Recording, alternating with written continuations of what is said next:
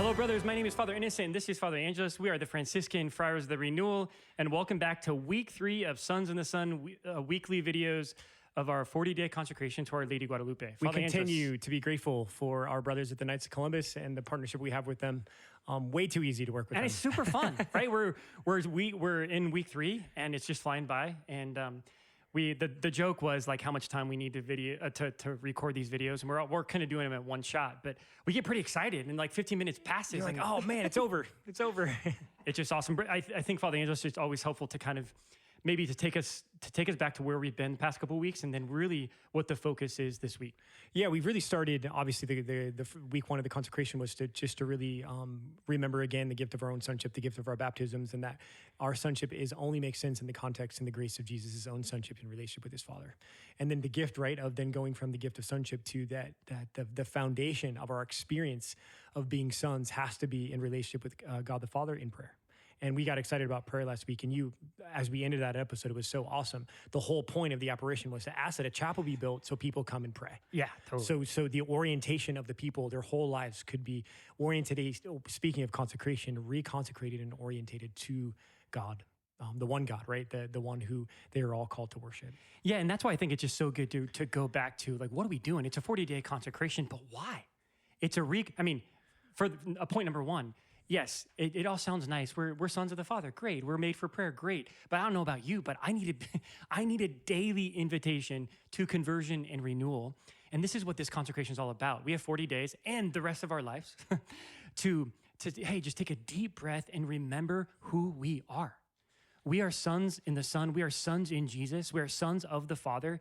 We have an incredible Mother in heaven who loves us, and she longs to reconsecrate, to reclaim us and our hearts as sons. And brothers, this is the hope of this consecration. It's a daily experience. It's a daily invitation. And we just want to remind you that this is the good news, that we can live renewed lives. And I think it's important, especially the topic this week, we're going to move from our life of prayer. We never graduate from our life of prayer, but how that affects our experience of our manhood, our masculinity. And brother, as we were preparing, I just want to offer this as we begin this reflection is like, when you adore someone, you become what you adore.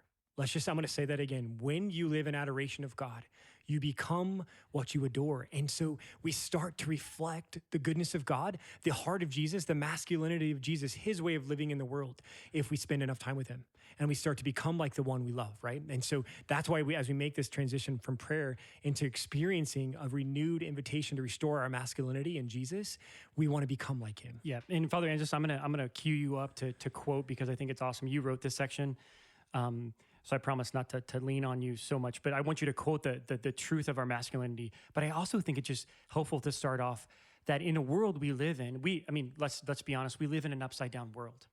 We live in a confused world. We live in a world where we just know things to be true that people say are false. We have kind of we're going through an identity crisis. That's why this whole consecration is just really important. But we live in a world, when we talk about masculinity, we live in a world that fundamentally misunderstands masculinity, right? We call it a toxic masculinity, right? And so you look, and again, I'm not calling people out. I'm talking about maybe, and I mean, this sounds intense, but hey, look at us, Father Angelus. We just live kind of intensely, right? But we live in a world that makes an idol of masculinity, right? So for young men out there, what does the world hold up as masculine? Sports figures. Now, I'm not calling out sports figures in themselves. I'm just saying we make idols into, what it looks like, what it means to be a man, what it looks like to be a man, what it means to be successful, what that money drives that, success drives that, sports drives that, right? It affects our hearts as sons. It affects our fatherhood. This toxic misunderstanding of masculinity makes us selfish and makes us turned in on ourselves, right? And so, brothers, this is why we need restoration and reconsecration, right? Is because Jesus is the one who comes and reminds us what it means to be truly a man and to live from the truth of our masculinity. Go, Father Innocent. Or brother, what's your name? Excuse me? Father Angelus. Go, Father Angelus. This week says this, guys. It says, the masculine heart is available, attuned, and fully offered in sacrificial love. That's the opposite of self-centeredness, right? Jesus' masculinity was an icon of availability, attunement, and offering, because that is his experience of the way the Father loves and blesses him. This is his experience of being a son, having a father who was always available and tuned and offered in love for his son. The pure heart is not distracted or defiled by the world, is a true masculine heart. Living his masculinity freely and fruitfully, Jesus was beautifully available to those in need. He had an eye to see and he had a heart attuned to love those he came to save. He felt deeply about their hurt and pain, living in sin and in exile. In response, he gave himself as an oblation and offered to bring them healing and salvation. Brothers, You're pretty good. I don't know. That was not bad, huh? That was not bad. Here's the thing, brothers. Like when the challenge of masculinity is self-centeredness and self-focus and independence, right? Jesus shows us that to have a masculine heart is one who is constantly seeking and attuned and available to the other. Who's never thinking about himself, never calculating, never worried about protecting himself and keeping what he needs for himself, but one ultimately Jesus gives us that image and an ultimate sacrifice on the cross. But he's one that shows us to be a man is to give himself. To be a man is to listen to others, to be attuned to others, to be worried and concerned for others rather than ourselves. I think it's awesome. Yeah, and it's so moving, right? Because again, I love when we talk about identity is that we always hold up Jesus first. Yes, we're going to get to Our Lady. Yes, or who Our Lady who teaches us about, or who mothers our masculinity. And yes, we're going to talk about Saint Juan Diego. But the most important thing is to hold up Jesus as the perfect example of a son and a perfect example of someone who lives our masculinity to the full.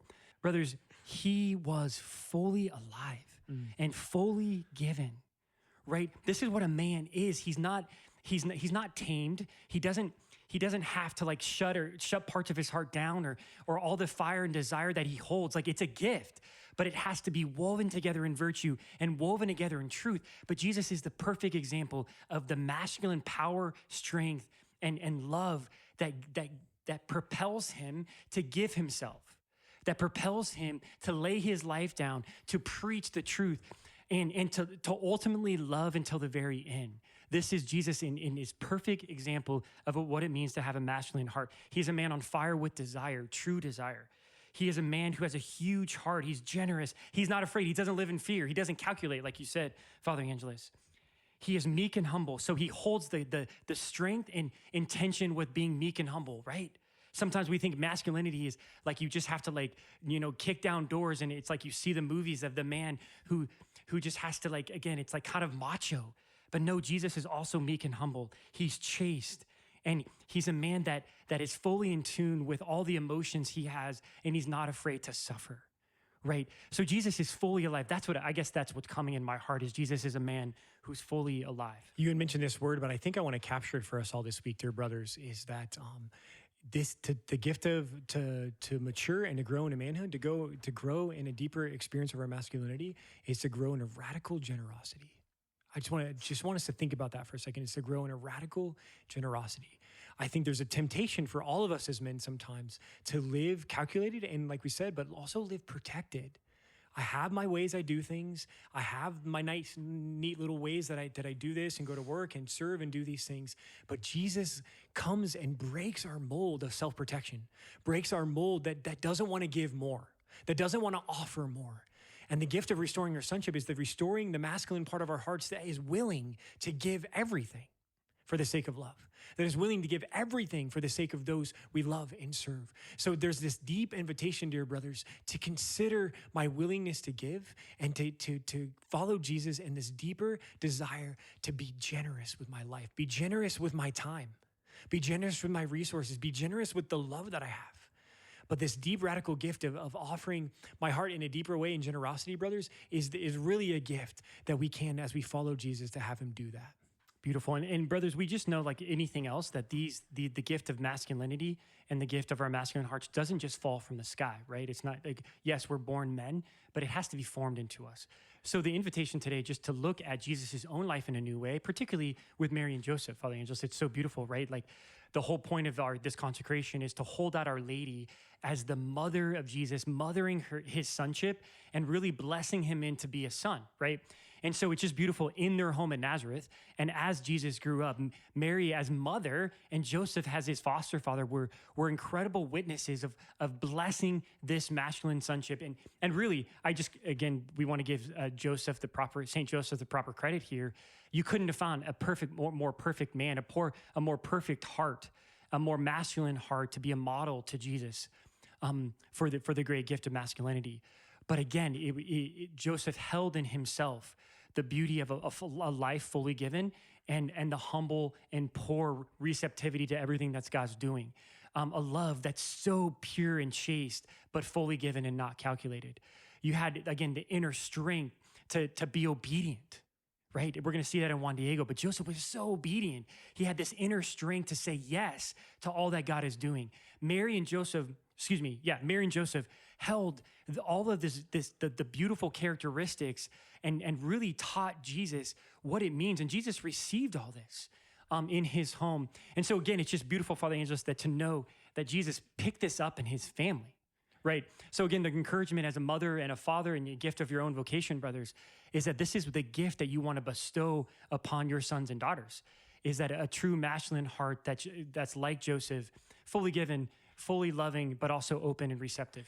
You know, brothers, as we conclude our video for this week, I purposely wrote this into one of the meditations, but it's worth reflecting on for a second, is that because of our experience of our masculinity, where we've fallen short in our masculinity, where we've fallen short in our generosity, where we've fallen short in our ability to love those we care about, we talked about the gift of chastity this week. Maybe we've fallen short in the area of the sexuality in our lives.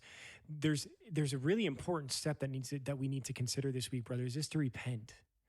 Jesus asks us to repent. He teaches us to repent. And repentance, he invites us to reorient our hearts from one thing to another, right? For the way we've been living in the world, the way we've been considered our masculinity or been living our masculinity back to his Father, right? And he models that so well for us. But this is a gentle repentance. This is not a condemnation or self-hatred for the way we've been living in our lives. It's not an overemphasis on our sins. It's not supposed to lead to shame. But a beautiful, brother, gentle repentance can open up space in our hearts to consider a new truth, which is a new way to live our masculinity, which is a new way to experience the gift of what Jesus wants to give us. And so this week, sometime in prayer, just to experience a grace given in your heart, maybe that Our Lady and Joseph can protect and be with you, which is a grace of repentance, the ways we've fallen short and the ways we lived out our manhood or masculinity, and then to be reoriented gently back to the Father. Lastly, brothers, we want to just hold out our St. Juan Diego, right? Again, we use him as an example, and the more and more I read about him and pray to him, and again, walk through this consecration, the more my heart is captivated by this little poor man that Our Lady chose and that God chose to be such a force in the world, right? But again, brothers, he's not a force like we think he is. He's not macho. He wasn't popular. He wasn't it wasn't about him, right? He had such a humble heart and a strong heart, right? And I love even in the story, you see his conversion. He actually doesn't think he can do it. He has this beautiful tension and humility, like pick someone else, like I can't do it, right? But it's actually his poverty. It's actually his trust and confidence in Our Lady. And it's actually, again, the beauty of not being afraid of his weakness, where he calls and he steps in to living his masculine heart. One of the things I want to highlight, which is just really beautiful, and what I think the consecration does so well, is as we talk about the call to magnanimity, right? And having a hugeness, I love it, just like having a hugeness of heart. Obviously, Jesus lived this to the full. Mary helped him. Jesus to have this pure, like full gift of self, this magnanimity of heart. And St. Juan Diego is a great example of this call to magnanimity, but it's actually in the conversion of the culture, right? We quote Monsignor Travis, and he says this, that the current culture that Our Lady of Guadalupe visited, he says, Monsignor Travis explains, they truly believe that as a people, they had the divine responsibility of caring and nourishing the gods with human sacrifices. Okay, again, this is the context of the culture. With a restless longing for God, they truly stretched forth a humanity to collaborate with what they believed to be the divine responsibility of saving the world and humanity, right? This is where the human sacrifices came in. It's actually a drive to be with God and to kind of be like God. Mary, he says, who witnessed and accompanied her son during the harrowing sacrifice of his humanity, purifies the magnanimous longings of this people and invites them to recognize her son as the one only perfect sacrifice, right? So in the culture, you had this human sacrifice. Mary comes and teaches Juan Diego what it means to look at Jesus, who is the son of sacrifice, who is the only true sacrifice that matters. So Juan Diego ushers in a new way of living magnanimity. He points to Jesus, Jesus who is the sacrificial lamb, who is the sacrificial son. He is the one who lays down his life in perfect love and perfect strength. And brothers, this is the gift, is Juan Diego points to Jesus, and Our Lady points to Jesus as a perfect model for us. We long to have hearts that are big. And we long to have hearts that are fully given in love. And Juan Diego comes and invites us and points to Jesus as the perfect example. So I just think it's beautiful that in a small little way, Juan Diego redeems the understanding of the masculine heart given in such power. Brothers, I'm going to speak just like I've been doing over the last episodes. I'm just going to speak a blessing over you as we go through these days. And again, these are just the topics that you're reading through. And I'm going to speak truth over you, and Father Angelus is going to bless you. My brothers, you are made for true masculinity as sons in the Son. You are made to be a deep man of desires. Like Jesus, you are called to be magnanimous and generous. You are called to live in the freedom of the sons of God. Like Jesus, you are called to be meek and humble. Like Jesus, you are called to be chaste. And living and united in Jesus, you are called to be deep men of repentance who give your life to Jesus in sacrifice. And through the intercession of Our Lady of Guadalupe and St. Juan Diego, may you experience the grace of a restored masculinity this week, and to experience a deeper sonship in Jesus. In the name of the Father, and of the Son, and of the Holy Spirit. Amen.